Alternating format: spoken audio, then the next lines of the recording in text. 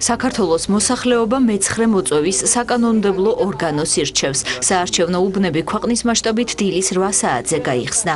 სრულიად საქართველოს კათოლიკოს პატრიარქმა, მცხეთა თბილისის მთავარეპისკოპოსმა და ბიჭვინთისა და ცხუმ-აფხაზეთის მიტროპოლიტმა, უწმინდესმა და უნეტარესმა ილია მეორემ საკუთარი არჩევანი დღის 12 საათზე კრწანისის რაიონის ნომერ 4 საარჩევნო უბანზე გააკეთა.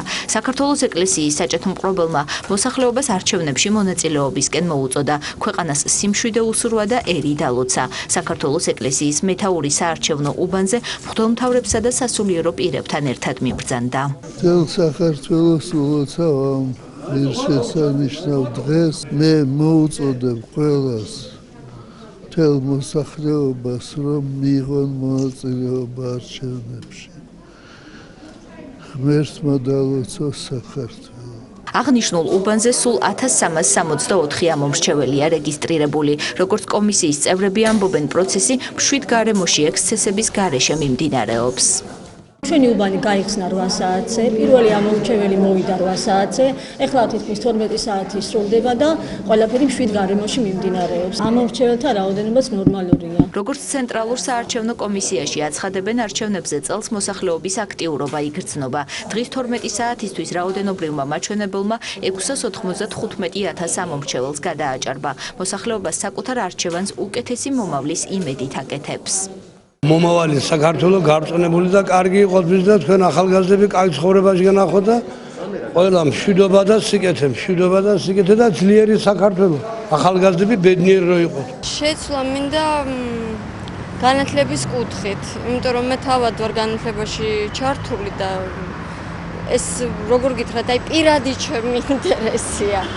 რომ შეიცვალოს რაღაცა, მეტი თანხები დაიხარჯოს, იმიტომ რომ რადგან ჩვენ პატარა ქვეყანა ვართ, მე მგონია განათლებაში დევს ამ ქვეყნის განვითარების ესე რომ ვთქვათ გზა. ყველაზე მეტად მინდა რომ ერთმანეთი გვიყვარდეს და არავის და არაფრის გამო არ ვჭამდეთ ერთმანეთს. აი ამას უსურვებდი ჩემ თავს და ჩემს ქვეყანას ყველაზე მეტად. ეს პარტიები მოდიან და ჩვენ ყველანი ვრჩებით ერთ ქალაქში, ერთ ქვეყანაში და ამიტომ გვინდა რომ შვიდად ვიცხოვროთ. არჩევნების პროცესს საარჩევნო სუბიექტების 42,092 წარმომადგენელი, 111 ადგილობრივი დამკვირვებელი ორგანიზაციის 29,931 და 55 საერთაშორისო ორგანიზაციის წევრი აკვირდება.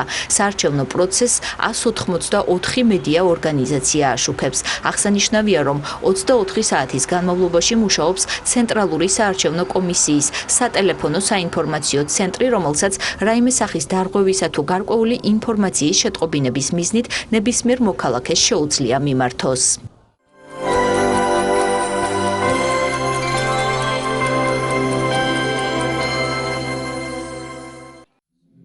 8 ოქტომბერს საქართველოს მართლმადიდებელი ეკლესია ღირსი არსენ დიდი კათალიკოსის ხსენების დღეს აღნიშნავს. წმინდანი საფარეში 820 წელს სამცხის ცნობილი და გავლენიანი ფეოდალის მირიანის ოჯახში დაიბადა. ღირსი მამა 6 წლის იყო, როდესაც გრიგოლ ხანძთელის მოწაფეებს თეოდორესა და ქრისტეფორის მიაბარეს. მათ წმინდანი და აწყურის მომავალი სასწაულმოქმედი ეპისკოპოსი ეფრემი ხანძთის მონასტერში აღსაზრდელად მიიყვანეს. მოწაფეების ხელმძღვანელობით ღირსმა მამებმა არსენმა და ეფრემმა საუკეთესო განათლება მიიღეს და გრიგოლ ხანძთელის კურთხევით მონაზვნებად აღიკვეცნენ. 860 წელს ქართლის კათოლიკოსი წმინდა ილარიონი გარდაიცვალა. ღირსი არსენ საფარელის მამამ მირიანმა ნაჩქარევად მღვდელმთავრებთან შეუთანხმებლად შვილი ქართლის კათოლიკოსად დაადგინა.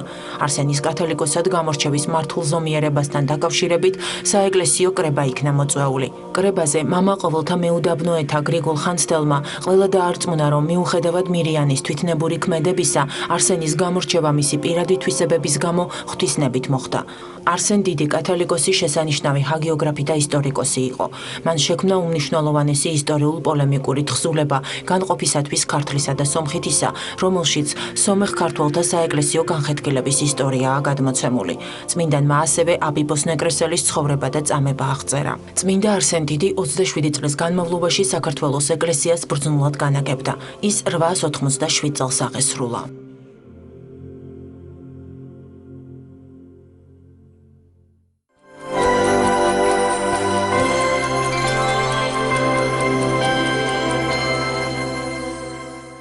საქართველოს მართლმადიდებელი სამოციქულო ეკლესია 9 ოქტომბერს იესო ქრისტეს ერთ-ერთ გამორჩეულად საყვარელ მოწაფეს, წმინდა დიდებულ ყოვლადქებულ მოციქულსა და მახარებელს იოანე ღვთისმეტყველს მოიხსენიებს. საპატრიარქოს ტელევიზია ერთსულოვნების ეზოში მდებარე წმინდანის სახელობის ტაძარში წმინდა იოანე ღვთისმეტყველის ხსენების დღე პირველად აღინიშნება. საზეიმო წირვას ეკლესიის წინამძღვარი დეკანოზი ზურაბ მჭედლიშვილი სხვა სასულიერო პირებთან ერთად დილის 10 საათიდან აღავლენს. კვირას ემთხვევა ამ ტაძრის დღესასწაული. იოანე ღვთისმეტყველის სახელობის არის ეს ტაძარი და არის მიძინება იოანე ღვთისმეტყველისა, მიცვალება იოანე ღვთისმეტყველისა. ხვალინდელი დღე არის პირველი დღესასწაული ამ ტაძრისთვის. ეს თვითონ ეს დღე ძალიან გამორჩეული დღე არის. იოანე ღვთისმეტყველი თავისთავად გამორჩეული იყო მაცხოვრის მიერ, ის მოციქული იყო. მოწაფე იყო მისი და ამავდროულად ამ მოწაფეებში კიდევ უფრო გამორჩეული იყო ყოველთვის, როდესაც ის განსაკუთრებულ სასწაულს აღასრულებდა, სამ ადამიანს მოირჩევდა: იოანეს, იაკობს და პეტრე მოციქულს და სწორედ ეს იოანე არის იოანე ღვთისმეტყველი, რომლის სახელობითაც არის ეს ტაძარი.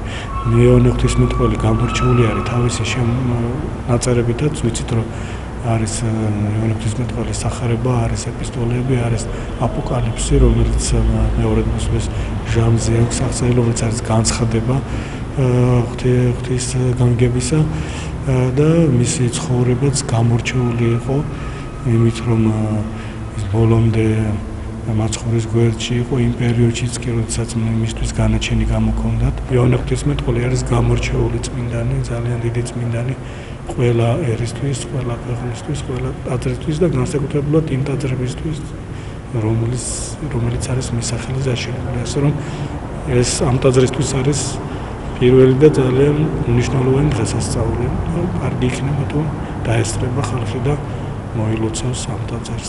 წმინდა იოანე ღვთისმეტყველის სახელობის ეკლესიის აღმშენებლობითი პროცესი სრულიად საქართველოს კათოლიკოს პატრიარქის, მცხეთა-თბილისის მთავარეპისკოპოსის და ბიჭვინთისა და ცხუმ-აფხაზეთის მიტროპოლიტის, უწმინდესისა და უნეტარესის ილია მეორის ლოცვა კურთხევითა და ტელევიზიის დირექტორის, ჭყონდიდელი მიტროპოლიტი პეტრეს ძალისხმევით დაიწყო. 2011 წლის 30 დეკემბერს გაიჭრა ფუნდამენტი, 2012 წლის თებერვალში კი საძირკველი ეკურთხა. საქართველოს ეკლესიის მწყემსმთავრის ლოცვა კურთხევით გადაწყდა, რომ ეკლესია წმინდა იოანე ღვთისმეტყველის სახელზე აშენებულიყო. დღეს ვიყავით ტაძარში, აგერ ჩემს მიშულთან ერთად, პატარასთან ერთად, ძალიან მოხარული ვარ, არაჩვეულებრივი ტაძარია, ძალიან მიხარია, რომ ხვალ ტაძრის დღესასწაულია და მე პირადად მართალია ნუცუბიძეზე ვცხოვრობ ცოტა ზევით, მაგრამ მოვალ აუცილებლად და თბილისის სხვადასხვა კუთხეებიდან, სხვადასხვა უბნებიდან მოვლენ, იმიტომ რომ არაჩვეულებრივი ტაძარია. ჩემთვის მართლა სურპრიზი იყო, ნამდვილად არ ველოდი ასეთი დიდებული ტაძარი, თავისი არქიტექტურული სტილით და აი რაღაც ძალიან დიდი განცდა დამეუფლა, როდესაც შემოვედი. ჩემთვის ეს ძალიან დიდი სიხარული იყო ამ ტაძრის გახსნა, მივესალმები, ძალიან ლამაზი ტაძარია, ძალიან კარგი მამაოები ყავს, წირვამ ყოველთვის მშვიდად წყნარად მიმდინარეობს და არა მარტო მე, ბევრი აი აქ მცხოვრები ადამიანი ძალიან მოხარულია ამ ტაძრის გახსნისა. წმინდა იოანე ღვთისმეტყველი გალილეველი მეთევზის ზებედესა და სალომეს შვილი იყო. როდესაც მაცხოვარი გალილეის სანაპიროზე მეთევზეებისგან მოციქულებს არჩევდა და ძმებს პეტრესა და ანდრიას მოუწოდა, სწორედ ამ დროს შეამჩნია მან იაკობ და იოანე ზებედესძენი, რომლებიც მამასთან ერთად საქმიანობდნენ. იესო ქრისტემ მათაც მოუწოდა.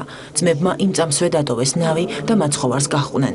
მოწოდებისთანავე წმინდა იოანე ღვთისმეტყველი უფლის მიერ სახელდებულ იქნა როგორც ქუხილის ძე, რადგანაც მისი ღვთისმეტყველება უნდა ყოფილიყო ქუხილივით ძლიერი, რომ ის მთელ დედამიწაზე გაეგოთ და შეესმინათ.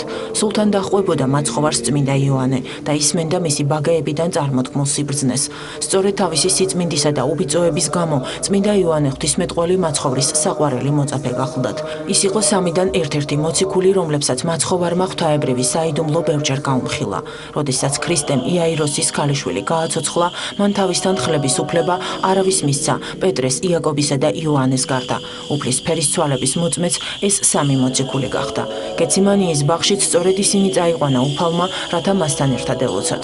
თავად წმინდა იოანეს მაცხოვრისადმი განსაკუთრებულ სიყვარულზე მეტყველებს ის ფაქტი, რომ ქრისტეს ჯვარც მისას სხვა მოწაფეებმა მისი ტანჯვის ყურებას ვერ გაუძლეს. წმინდა იოანემ კი ბოლომდე თანაუგრძნო მაცხოვარს და ყოვლადწმინდა ღვთისმშობელთან ერთად მას აღსასრულამდე გვერდიდან არ მოსცილებია.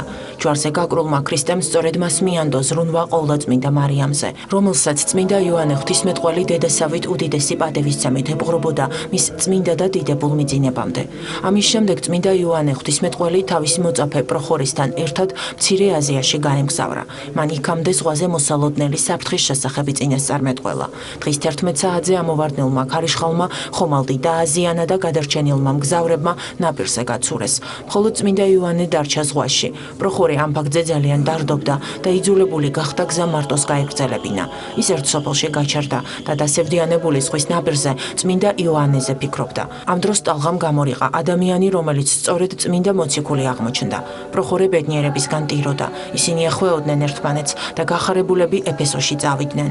წმინდა იოანე გზადაგზა ქადაგებდა და ცდილობდა ქრისტიანობის გამტკიცებას. დომიციანეს მეფობის დროს წმინდა იოანე გადაასახლეს ხმელთაშუა ზღვის კუნძულ პატმოსზე, სადაც წმინდა მოციქულმა იხილა გამოცხადება, რომელიც ყველა მორწმუნისთვის ცნობილია იოანეს გამოცხადების, იმავე აპოკალიფსის სახელით და სწორედ ამ ნაწილით სრულდება ბიბლია. რომის ტახტზე იმპერატორ ტრაიანეს ასვლის შემდეგ წმინდა იოანე გათავისუფლდა და დაბრუნდა ეფესოში, სადაც ქრისტიანული მოძღვრების დასაცავად მოღვაწეობა განაგრძო. მორწმუნეთა დაბეჭითებული თხოვნით მან ჩაწერა ყველაფერი, რასაც სიტყვიერად ქადაგებდა და ამრიგად სამი უკვე ცნობილი სახარება მეოთხით დაგვირგვინდა. მოციქულთაგან წმინდა იოანემ ყველაზე მეთხანს იცოცხლა. ის დაახლოებით 100 წლის ასაკში ეფესოში მშვიდად მიიცვალა. გადმოცემის მიხედვით, როდესაც წმინდა მოციქულმა სიკვდილის მოახლოება იგრძნო, თავად გაათხრევინა ჯვრის ფორმის საფლავი, ჩაწვაში გვითარცა სარეცელში და მშვიდად განუტევა სული.